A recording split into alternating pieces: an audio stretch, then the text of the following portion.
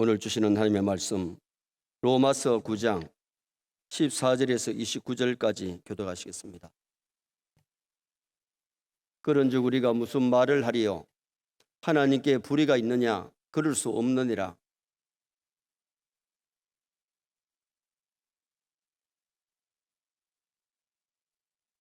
그런즉 원하는 자로 말미암음도 아니요 다른 박질하는 자로 말미암음도 아니요 오직 궁일이 이기시는 하나님으로 말미암음이니라.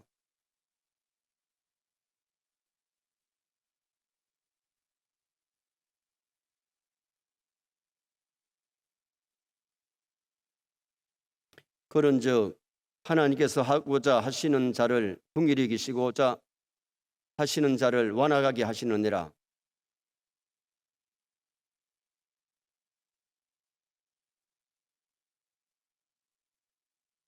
이 사람아, 내가 누구이기에 감히 하나님께 반문하느냐? 지음을 받은 물건이 지은 자에게 어찌 나를 이같이 만들었느냐 말하겠느냐?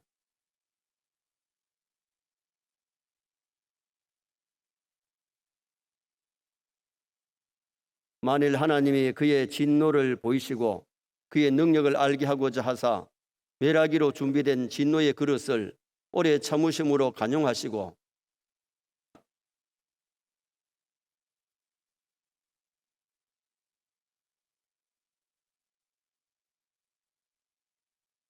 이 그릇은 우리니 곧 유대인 중에서뿐 아니라 이방인 중에서도 부르신 자니라.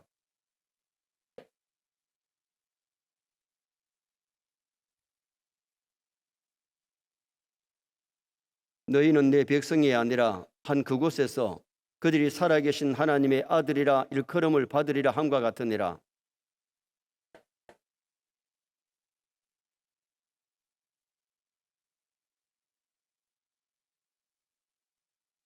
주께서 땅 위에서 그 말씀을 이루고 속히 시행하리라 하셨느니라. 또한 이사야가 미리 말한 바 만일 만군의 주께서 우리에게 씨를 남겨두지 않으셨다라면 우리가 소돔과 같이 되고 고모라와 같았으리라 그러다 함과 같으니라. 아멘. 한번 따라 하시겠습니다. 여호와께 불의가 있느냐? 그럴 수 없느니라. 우리 장로교회의 신앙은 하나님의 절대 주권을 믿는 신앙입니다.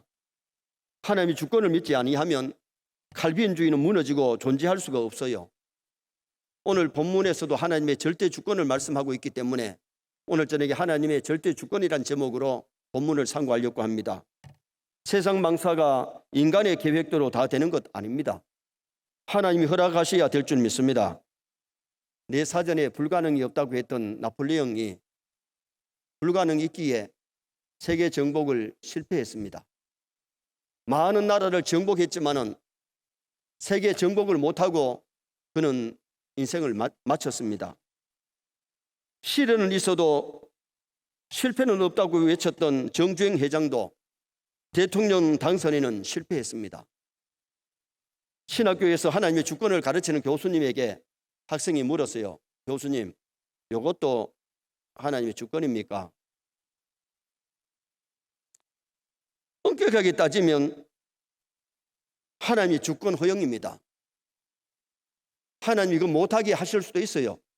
그런데 일일이 하나님이 이걸 못하게 하시진 않잖아요. 구약 성경 열왕기상 13장에 보면 여로보암 왕이 하나님의 사람에게 그를 잡으라 손을 올리는데 이게 뽀독손이 되어서 내려오질 않아요. 내려와야 되는데 아무리 내리고 싶어도 이게 안 내려옵니다. 그러니까 하나님의 사람에게 잘못했으니 기도해달라 그래서 기도받고 이 팔이 내려가긴 했지만은 하나님이 못하게 하면 안 내려오게 할 수도 있는 하나님. 그러나 하나님께서 우리에게 자유의지를 줬기 때문에 팔을 올리고 안 올리는 것은 우리에게 주권을 주셨기 때문에 십계명에도 해라 하지 말라는 게 있지. 무조건 하나님 못하게 하시려면 기계처럼 우리를 만든 것이 아니고 자유의지를 주셨음을 믿으시기 바랍니다.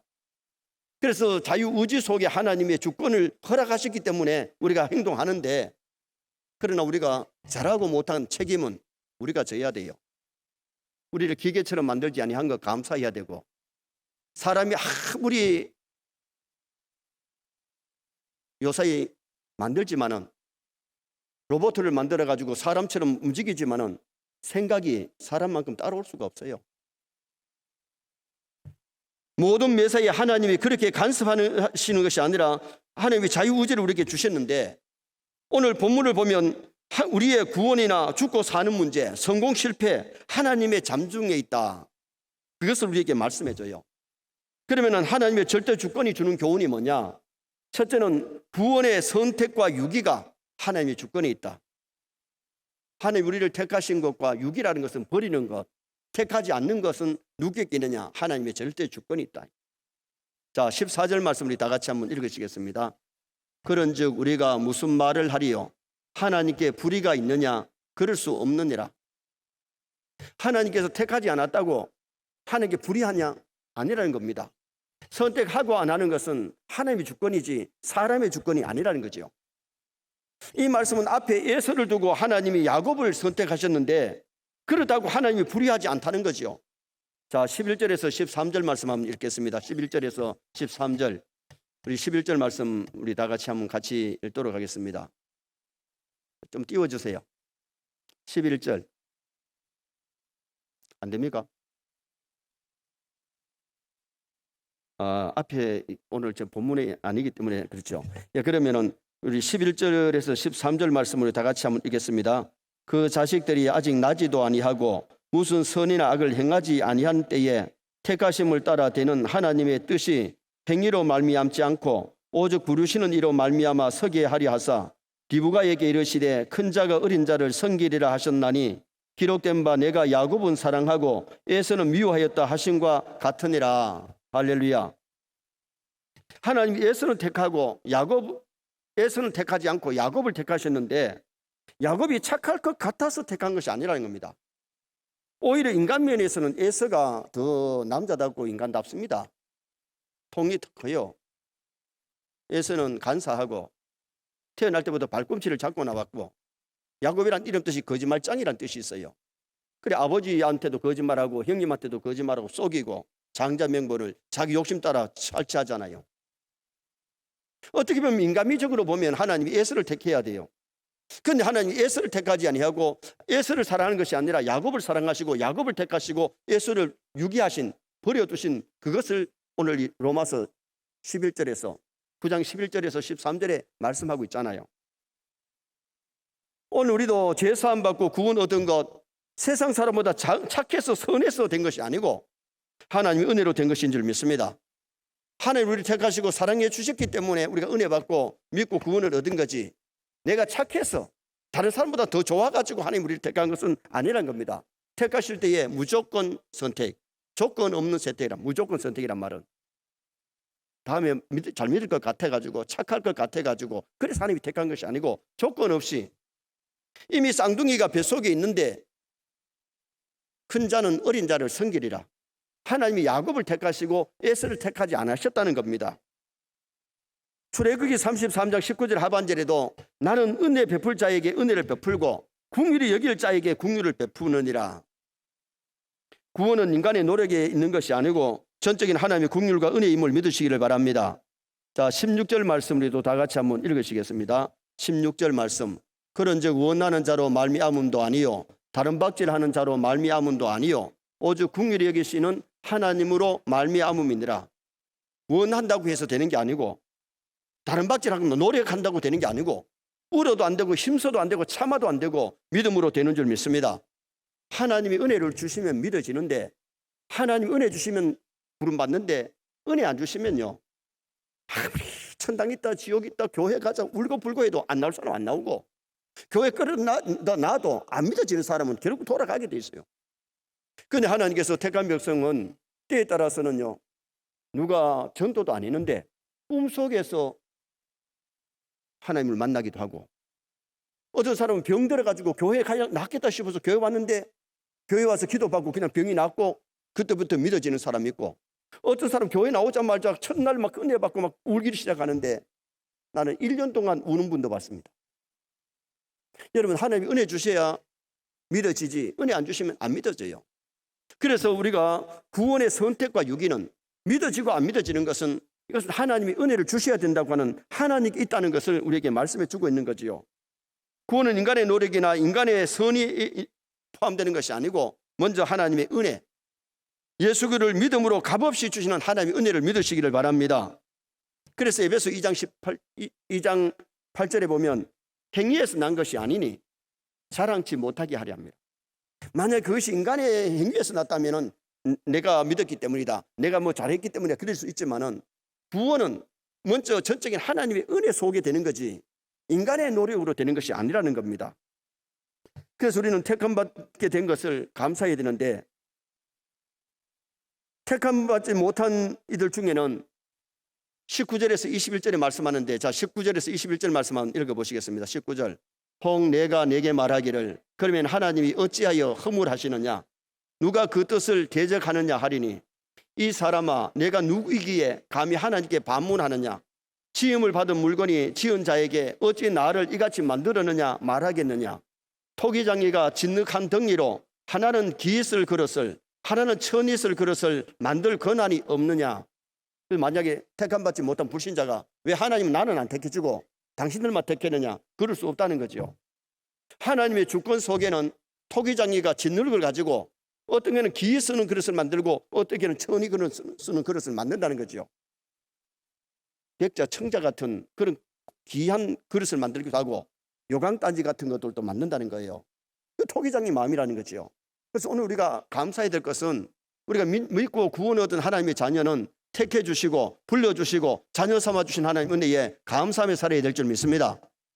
그러나 믿지 않는 자들은 이 비밀도 모르고 하나님 없이 살다가 죽어서 지옥 가니까 정말 불쌍한데, 오늘 이 로마서에서 말씀하는 것은 하나님의 선택과 유기가 하나님의 주권 속에 있다는 것을 우리에게 말씀해 주고 있는 메시지입니다.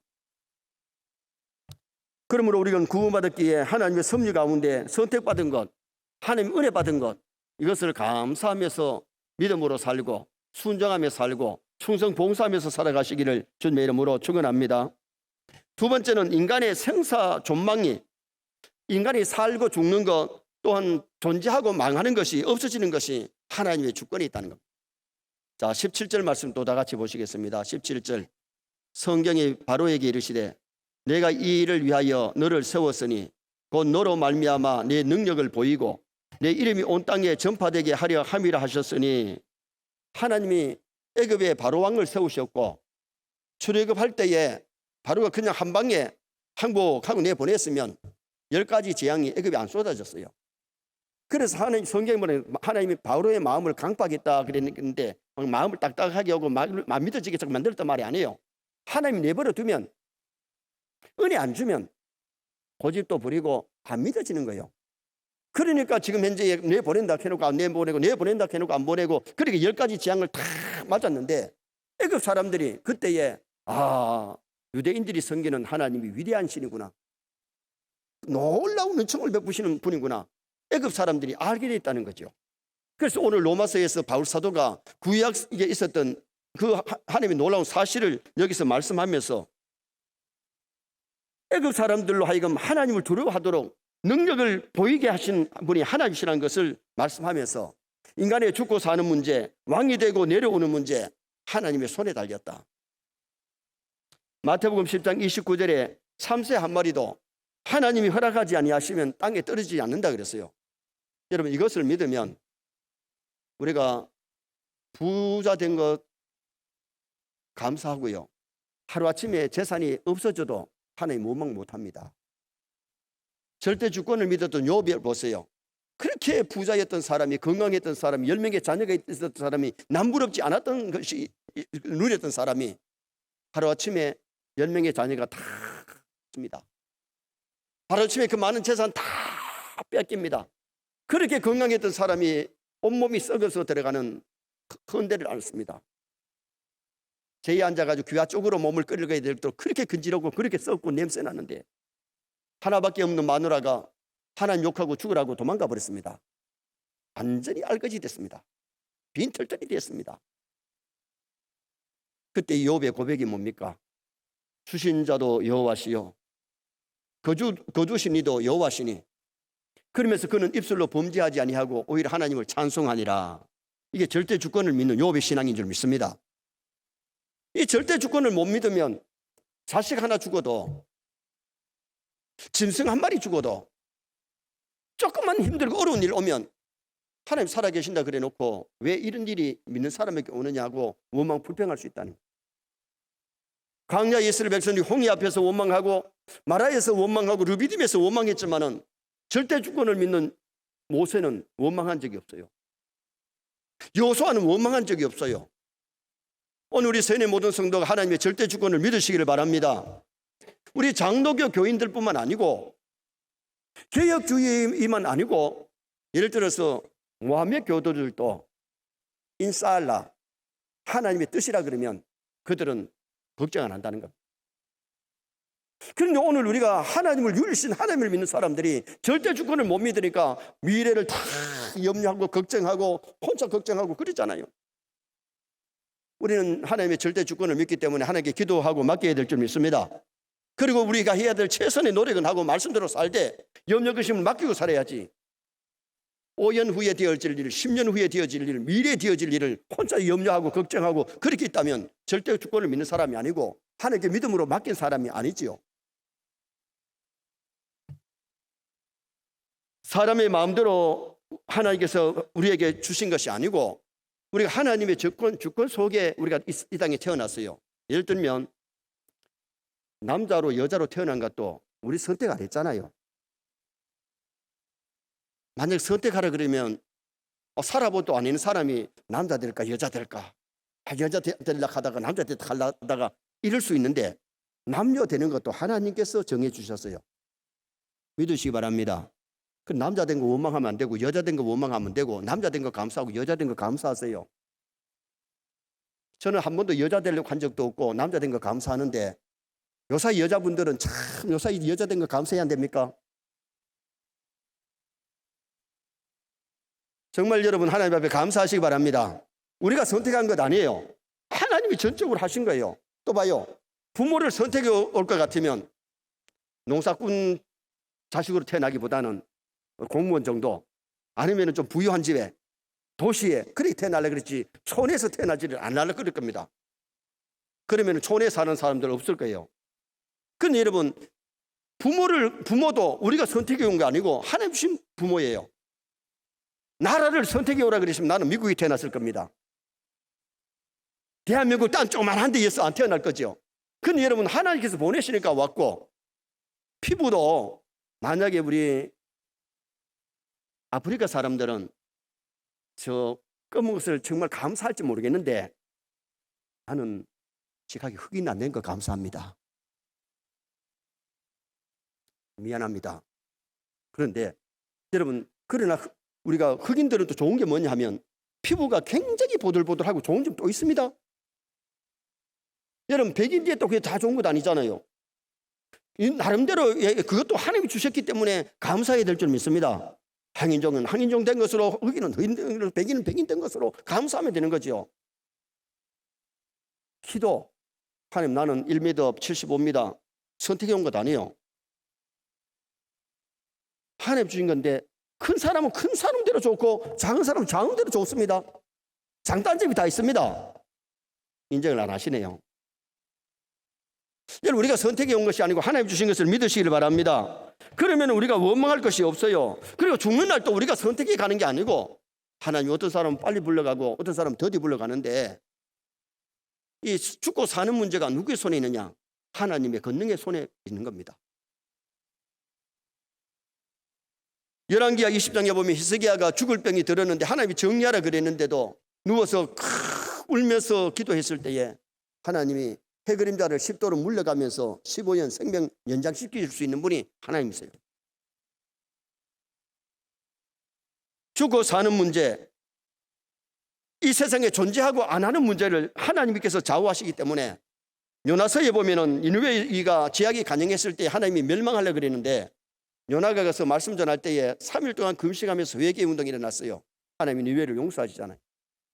말씀을 전했던 요나는 사실 니느웨가 싫어가지고 망하나 안 망하나 보려고 울막을 쳐놓고 그 밑에 들어가가지고 보고 있는데 하나님께서 요나의 마음이 잘못됐기 때문에 뺑소리 치는 거 고기 속에 주워가지고 회개시켰는데도 아직도 좀 성질이 아직 안 고쳐졌어.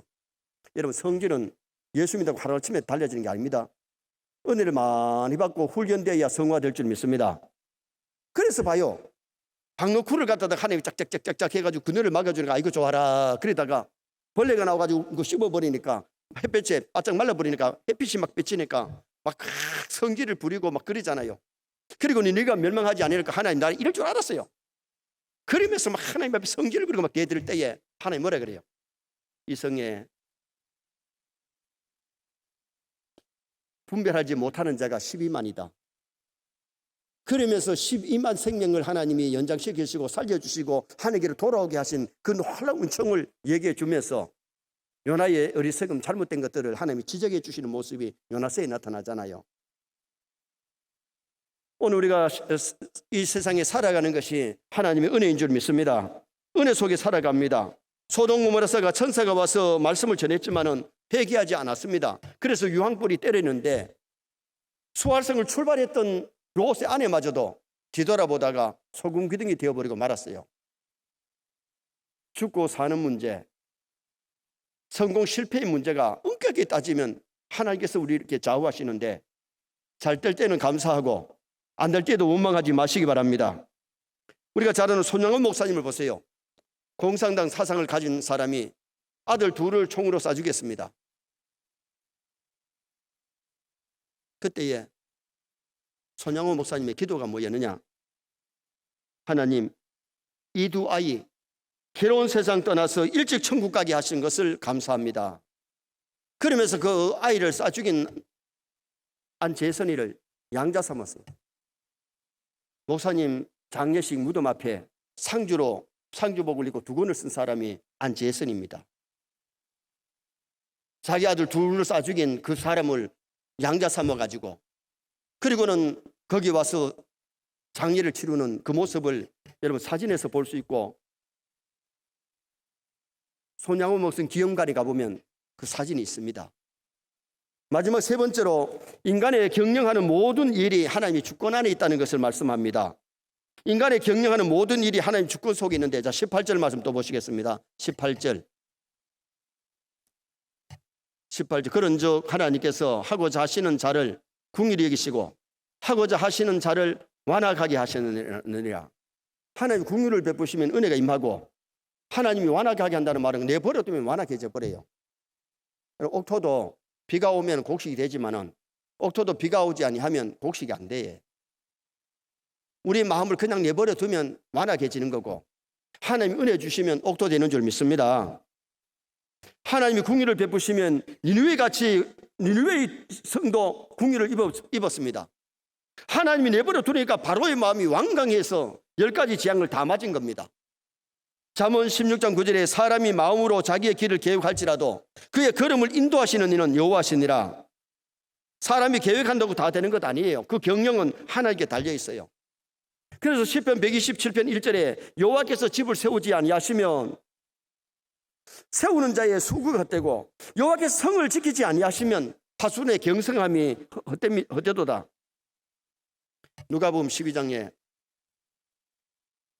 농사꾼이 농사를 잘 지어가지고 창고마다 가득가득 채워놓고 이제는 편안히 먹고 마시고 즐기자 그랬는데 하나님 오늘 밤에 네 영혼 불러가면 네 준비한 거 누구께 떼겠느냐. 농사가 잘 되게 하신 분이 하나님이세요. 햇빛과 비를 주셨고 바람을 주셨는데 하나님을 전혀 알지 못하고 자기 마음대로 막 오래 살 줄 알고 이제는 편안히 먹고 마시고 즐기자.